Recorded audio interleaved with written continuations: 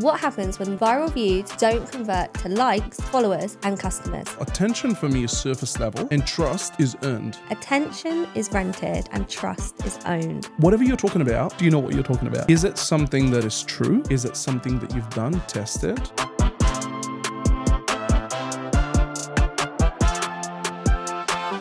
Welcome to the Social Edge podcast. I'm Ishu. And I'm Georgia. And today we're talking about why attention alone isn't enough and what it takes to build trust on social media. I love this topic. Going viral feels like the dream.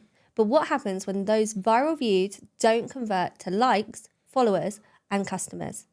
That's what we're going into today. We're breaking down why views alone aren't important and why it's important to have trust and build that community on social media, but how you can also have both. Absolutely. I love it. This is going to be a really good conversation. It's something that we notice is needed around our marketplace, especially our clients, and hopefully some of you are subscribers. If you haven't clicked the subscribe button, go ahead and do that now because I'm sure you're going to love all the content that's coming up. So, attention. Let's talk about it. Some would say it's more valuable than people's time. Two flips of the coin. So what are your thoughts? Why does attention not equal to trust at the moment? And what does it take to kind of flip it? Yeah, I love this question. So why does attention not equal trust? Because in the past, it was like if you had a post go viral, you had attention, and then people would automatically either like, follow. It was going viral, having those views was like a metric that converted more naturally to the others. Whereas nowadays that isn't really happening in the same way, in the sense that you can have a post go viral and you may not even increase that many followers. You may not convert people. Why is that happening? First of all, it's because of the way that the platforms are set up. So as you all know, like for example on Instagram, TikTok, it's a feed. Even on YouTube, it's a feed. So people are scrolling, they're searching, they're doing other things, they're on their phones, it might be late at night. And if a piece of content is performing well, i.e. it's trending and therefore going viral, it means that it's going to be prioritized on the platform for more people to see it. So it's like attention's like this on social media. So it's going like this, steady along. And then it goes like this. If your post keeps getting viewed, it's getting shared, it's getting traction. It'll go like this, and then the platform pushes it even more, and it's going like this and this and this. So that's why trending content goes quickly like that. So once you kind of hit a good benchmark, it's likely to outperform everything else, and really, really perform. Okay, but let's go back to the question: why does attention not equal trust? Because basically, in the current marketplace, anyone can grab attention. Absolutely. But not everyone can keep attention. And that's the bit that is fleeting. So you might be able to capture somebody's attention. You might shock them. You might surprise them. You might get them to watch that piece of content. But it doesn't necessarily mean that they're going to want to follow 100%. You. So that's where trust comes in. Trust is from delivering value, delivering consistency, building it over time. I said to someone today, social media is a marathon, not a sprint. Wow. Because they were talking about metrics. They were talking about how do they, like, what are their metrics in terms of their performance? And I said it's about building a community and going on that journey and taking people with you. It's not about quick moments overnight. Yes, going viral is amazing, and it's a great addition to a great strategy that when something goes viral, obviously your exposure is greater. Hopefully you're going to bring new people in, get that reach. But what you want to do is you want to consistently build over time, build trust amongst your community, build trust amongst your audience, and therefore get that growing community that then you can sell to or then you can deliver your offer to. But the reason attention doesn't equal trust right now is simply because people are just consuming content at such a fast rate. It's very surface level, isn't it? Yeah. Do you know, like, just because I saw a viral reel and I thought it was really funny and therefore it got my attention doesn't mean I want to follow that person because it might not be anything that I'm really interested in. It's just that one piece of content caught my eye. Yeah. So they got a view from me. They may have even got a like from me, but they've not got a customer from me. That's it. So what we need to help people do is kind of bridge the gap and kind of bring trust and attention together. And that's what we help our clients do. So let's get into it. I think this is a good topic. Let's dive into it. The way I see it is very simple. Attention for me is surface level and trust is earned. What does that mean? You talked about the feed. People scroll every single day, close stories, reels, carousels, TikToks, whatever it is. It's all just momentary. Yes. You come in, you hook people.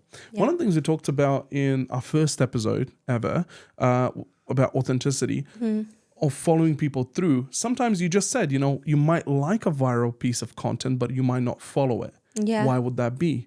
Maybe the person's strategy that posted that viral reel didn't follow through to make sure when people do come to their profile, funnels them into more of what just hooked them in, right? So that's one of the things that, sometimes attention could skew people's interaction with their content is that what might be something great as a one-off isn't consistent. Yeah, I really like that. Yeah, so we can unpack it. Yeah, well, I wrote this question down for you, and I think this is a really good one. So, what do we think on social media, particularly, signals and builds trust? What signals build trust? So, what certain things on social media right now help build trust? 100%. Great question. Competency. Yeah. Whatever you're talking about, do you know what you're talking about? Yeah. Is it something that is true? Yeah. Is it something that you've done, tested? Yeah. Is it something that you're genuinely showing people that they can take away, implement, and see a result?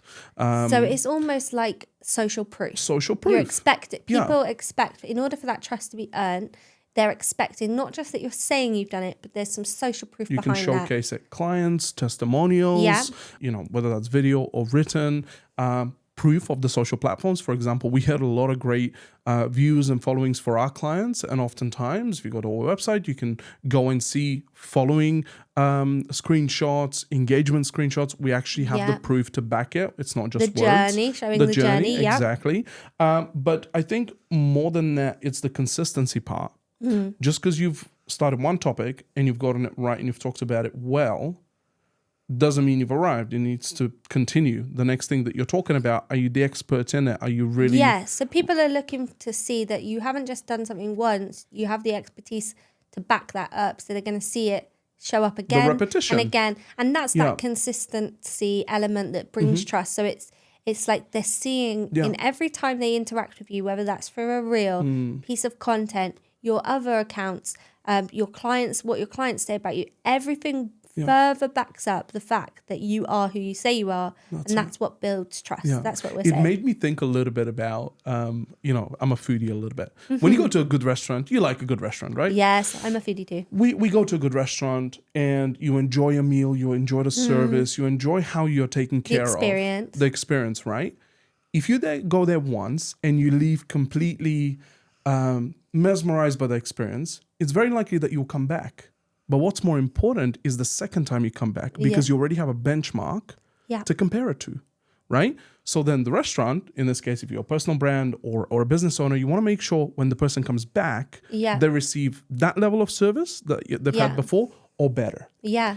Right? So often people think that, if I do it once and I show that I can do it, I don't have to put in the effort the same way. Where I think it's the opposite. Once you've done it once and you've done it really well, you want to keep showing people that there's more. One more step, one more intention, one more mindset shift that will help people leave different than the way they walked in.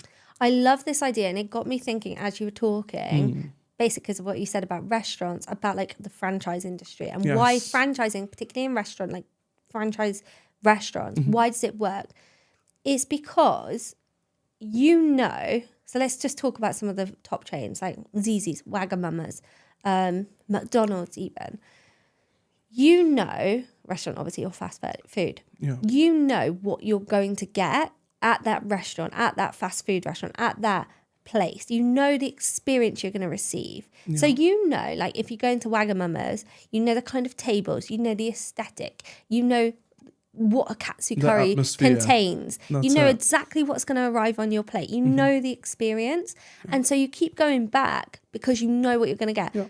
Is it the best food of that kind? Many people, even if they love the chain, Yeah. will say no. Obviously, like an independent Italian will probably be more bespoke, more true to Italian food than Zizzi's. Sure. However, you know what you're going to get with Pizza Express. You know what you're going to get with Zizzi's. You know what you're going to get with those chain restaurants. So you keep going back because you know the price point, which is like middle of ground. Yeah. It's not too expensive. Yeah.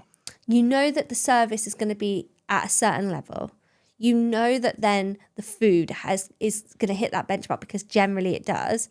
Now, of course, there's a unique experience is going to let you down. But the thing that keeps people going back to those chains is that they know what they're going to get. Yeah. And actually, if we just make it as simple as that, for social media, people just want to know that every time they see your piece of content, every time they come back to you, they know what they're going to get. 100%. And so your social media should be that lived out. Because if someone's going to give you a follow, it's because they like what they see and they want to keep receiving it. Yeah. And then obviously if they're going to convert to become a customer, it's that same thing. They've trusted in what you've delivered to them through the content that you've produced has been so consistent, and they know what they're going to get from you. They've built that trust, and therefore you have their attention now. Because you've built trust, you now have their attention, and now they want to become a paid client because they want the secret sauce. They want that little extra. They want that one-on-one. Like for someone who does like a one-on-one coaching, they've experienced you now, and they think, I'd love to get on a call with that person. Absolutely. So they invest. That's so good. That's what it is, isn't it? Really. And like, I actually love that analogy. I've never used that before with a client or anything. Yeah. But now talking it through, it makes complete sense. It makes and total that's sense. It's marketing, right? That's why the franchise restaurants work. Yeah.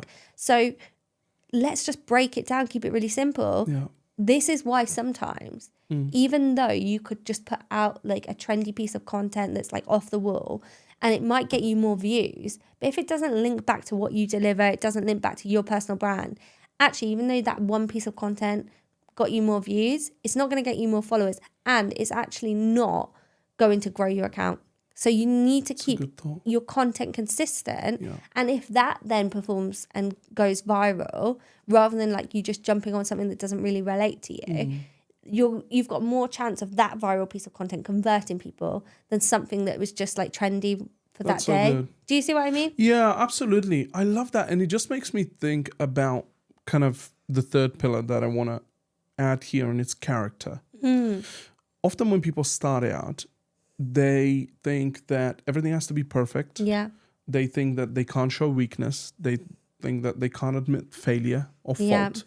I would encourage people, admit your failures, make it public, let people know what are the things that you've struggled with, you've failed with, made better. It's really important to take people on that journey because, again, we learn nothing from success. We learn everything from failure. Yeah. Right? So what we want to do in the part of journey that we're on is, one, create that trust, take people on the journey and go, hey, this is where we were. This is the things that we faced. We kind of fell on our face, but this is what we learned, and this is why we're the expert in the space.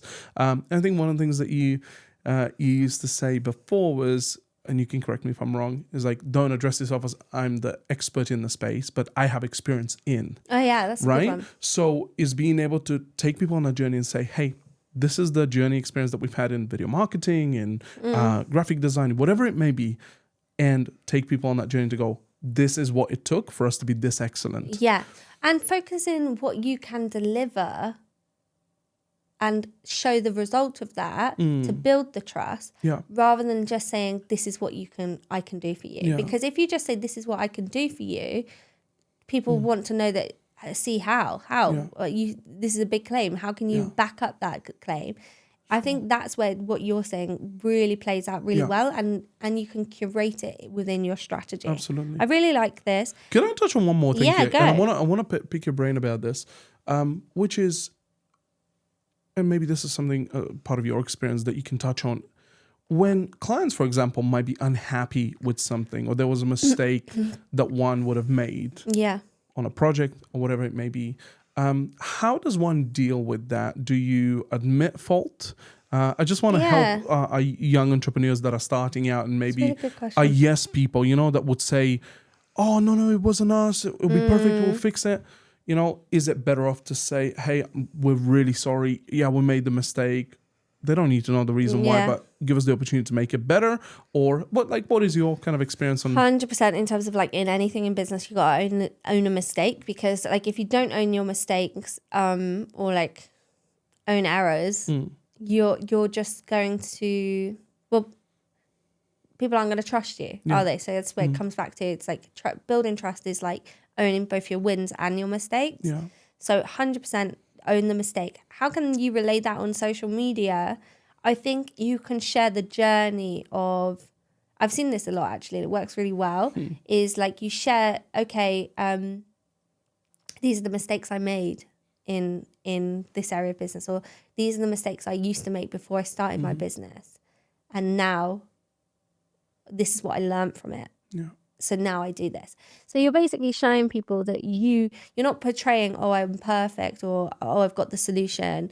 You're saying the reason I've got this solution is because I did something wrong before. It's a really nice way to show a bit of humility, bit of human touch. That's attractive, isn't it? Yeah, because it shows okay, this person isn't pretending to be perfect all the time. They've actually got a bit of a story. There's something to them. That's why it's so great to just take people on that journey. Don't just don't just always look like the finished product, because I think people can see beneath that. We're all human beings at the end of the day. We've all got things we're working out. We've all got struggles in life, challenges in our control, outside of our control. So if you can be authentic, we've touched on this already, but if you can be authentic in sharing the journey and the ups and the downs and the highs and the lows, and as a business, if you've got a business page, for example, there's ways you can do this in a more strategic way. If you're doing this from a personal brand perspective, it can be really great to just share that authenticity some way, somehow. Even if you don't do it as a main post, in your stories, just talk about it. But if you're a business page, it might not make sense to your brand to just start saying all the things that you've done wrong, all your bad customer service. Yes, of course. But you can acknowledge in a different way. So you can say, brands do this for a product release. So it's you told us that you wanted X. Well, now we've delivered it for you. You told us that this wasn't producing results and you needed this. So we've created it for you. So it's you're giving them the solution and acknowledging the frustration. It's frustration, really, right? Yep. It's your clients, they've bought off you and then they haven't received the results. By you acknowledging the frustration, by delivering something more, sometimes that can be enough to keep them and build that trust, because they feel listened to and heard then, as opposed to if you just dismiss it or ignore it. But also it's putting yourself in their shoes and kind of, if you were in that position, how would you feel? How would you react? Yeah. And being able to actually think, if I was in this position, what do I want to hear? What do I want to receive? And often is, listen, Georgia, I'm really sorry. We messed up, blah, blah, blah, blah, blah. Here's how we're going to make it right. Yeah. And we're going to be more vigilant, whatever it is. It's so crucial. And this kind of leads into the next question I want to ask, which I think is going to unpack this just a little bit further, which is, can brands earn trust faster than individuals?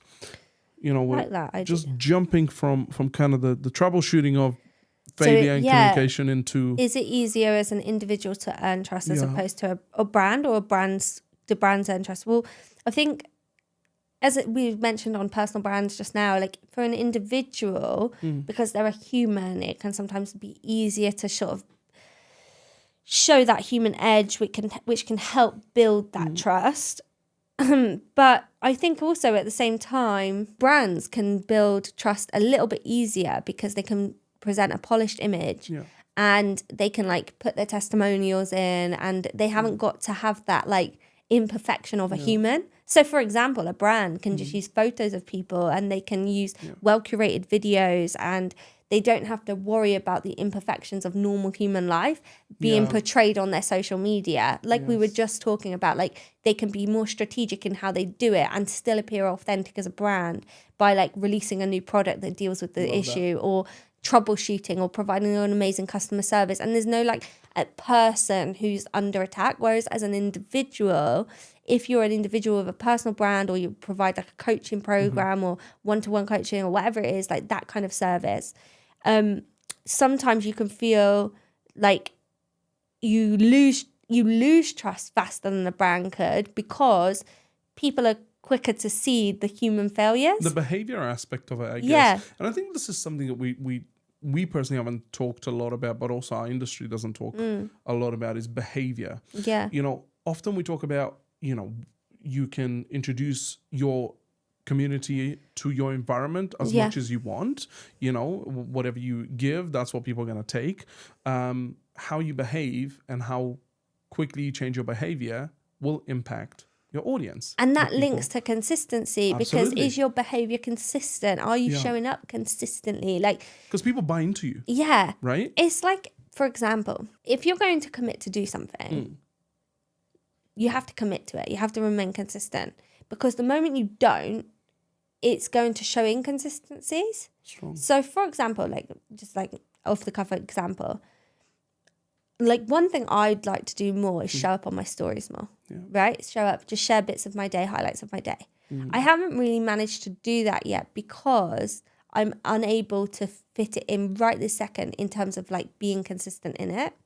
And in one sense, until I can manage that consistently, is it a good idea to just show up like once in a blue moon? Because I'm not really going to build trust that way. So I'm better off building trust in what I can constantly deliver on than being a bit sporadic. So how can we like relay that for people? I think what we're trying to say is people notice your behavior patterns because we're human beings and we pick that up. We don't even consciously think of it. We think about it subconsciously. So like, for example, if you follow a certain people, like, or you follow someone on social media and you see them posting like regularly the same kind of stories and you like that kind of content, you're going to, every time they come up, you're going to watch their stories. But if like they're inconsistent in what they post on their stories and they don't keep showing up regularly, you may not be as interested. So I think what we're encouraging people on is that like if you're a personal brand, that you would try to be mindful of like how people are interpreting you as human beings in terms of your behavior, because it's no different to how you show up to meet people in like a normal real life setting. That's it. It's like that's where social media does intersect with human life and reality. Oh my gosh, this is like a segue, but this really got me thinking about, have you seen like the AI social media channels? So like there's yes, there's like accounts on Instagram and it's all AI, everything, and like AI girls, and it's like all complete AI robots, AI videos. And then they've got loads of views and stuff. Well, the question is, obviously, I think people are following these accounts because they're fascinated with AI. First off, right? So it's not that they're going to them instead of engaging with humans. They're just fascinated with like, what can AI deliver? And and people are interested in that. I don't think these accounts are necessarily in competition with human accounts, but it's just that people really are interested in like, how far can AI go? Then they're seeing like, oh wow, this is what an AI is doing. So how can we do something similar and like embody that? But I think, just to segue that, I think why are these accounts getting so much following? It's because of the consistency element, because AI will not have that human error that we have, where it will just keep being consistent because it knows that's what's going to resonate with people. So it shows up with the same message. That AI has trained its client avatars, like it's trained in knowing what the personal brand strategy is, the avatars are, the kind of content it wants to produce, the content pillars, and it's just repeatedly hitting it. Every single piece of content that goes out, there's no distraction, there's no confusion. So people know what they're going to receive, just like when you go to a chain restaurant. So it's like they don't have to think about what they're receiving from these creators, these AI creators.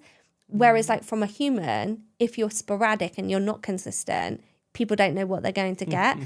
That doesn't mean that you can't step outside of the mold from now and again. But I do really believe that consistency is what builds trust. And I believe that when you get that right, alongside content that appeals to your target audience, that's where you get that views, the things that resonate, and you get the conversion because of the trust. It makes me think about this one sentence. It's not about being personal. It's about being reliable. Yeah. There's nothing better than being able to rely on somebody. And as you were talking about the AI Instagram accounts, it made me think, I don't really watch the news, for example, but I follow specific news outlets accounts on Instagram. Why? Because they're consistent, they're quick, and I can learn everything I need to know What's going on in the world in 3 or 4 swipes. The same thing with AI, with those tools. People probably follow them because they just want to keep up with what is going out, because daily there are changes, new introductions or whatever, because they get it quickly, they get it consistently, and they don't have to go and search for it. Yeah. Just coming up. So that's very interesting. I like that. I love that line. It's not about being personal. It's about being reliable and real. I think that's one of the things that people need to just remember. Every day you're not going to feel like showing up, but people are waiting for you to come through on what you said you're going to do. Yeah. And if you are somebody, for example, that does Instagram live events or somebody that promises freebies or whatever it is that you're communicating to people, make sure you come through with it. Because if you don't, next time you say, hey guys, check out, this event next week or whatever it is, they're going to be like, he's not going to come through with it. There's no point looking. I love that. And we wrote this in the notes. Attention is rented and trust is owned. Strong. How powerful is that? Yeah. Like, that is really what it is. Like, when you're getting someone's attention, you're just borrowing their time. Yes. Whereas when you get their trust and they become part of your community, they've bought in, just like buying a house. Like, and now they're invested. Like, they always say there's like a study about communities where the properties are mainly rented versus communities where the properties are owned, and the care and the what people put into their properties once they own them, because they take ownership of it. And it's the same then when you put someone who's an invested community member in your social media, they've invested in your content, versus if they are just a viewer, like they're a renter, they're just passing by, they're on the conveyor ship. And I think what we want to encourage people is that if you build trust, if you remain consistent, if you continue to stick to who you truly are, your brand message, your client avatars, your character, we believe that the attention will follow. And that's what we see with our clients. Once they remain consistent and they stick to their brand strategy, they do start to see that result, and they start to gain more attention by building it with the community of people who actually want to follow them. So that's our sort of takeaway from today. I really feel that if you can just grasp that and you can put it into your strategy, I think you'll start to see some results. Please don't get too held up on like the views and stuff. If you're just starting out your account, or if you've just returned to posting again, try not to get focused too much on the views. Try not to get too much focused on the follows. Just remain consistent and see what could happen. Because I guarantee every step you take, every day you post, every time you remain consistent on your brand message, you'll look back in the years to come and you'll be grateful for the time that you spent today doing that. So yeah. I love that. You don't build trust by going viral. You build trust by showing up over and over and over again. I mean, what a topic. It's been great. Super, super good. I love this topic. I feel like this was a really good one at sort of bringing together a lot of our past episodes. Yes. If you haven't listened to any of our past episodes, go back, search the Social Edge podcast on any of your streaming platforms and give them a listen. Start from the episode 1, because every single episode is so full of like meaty stuff. Yeah. And I love this stuff because I think like we get so many like tips and tricks online. We're not talking tips and tricks here. We're just talking about like the mindset behind it and what actually causes people to do certain things on social media. And I think it will help anyone who's feeling like overwhelmed and not knowing where to begin to just kind of go back on that journey and start to make some changes. I love it. Thank you for listening in. We'll catch you on the next episode.